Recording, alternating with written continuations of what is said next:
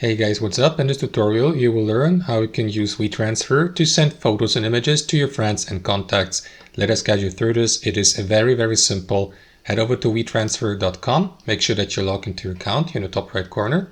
And once you're inside your account, you will see that panel opening up here on the left hand side. So you may, for example, request files from a contact of yours, or you may share an item with your friend or contact, for instance, a photo, an image.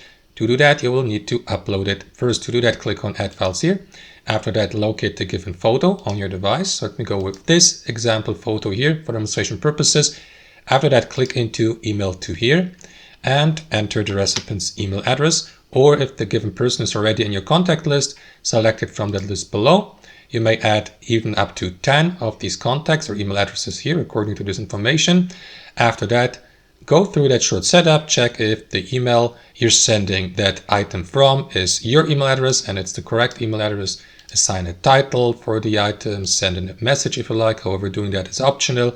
Set an expiration date for the item, like 1 or 3 days, for example, so that the given contact may have more time to download the given item. So let me set it at 3 days. After that, click on Transfer here to start the transferring, and after that the given contact will receive a notification via email that the given file has been shared or the given item has been shared with him or her, so that the given contact may download it through the given email, through a download link.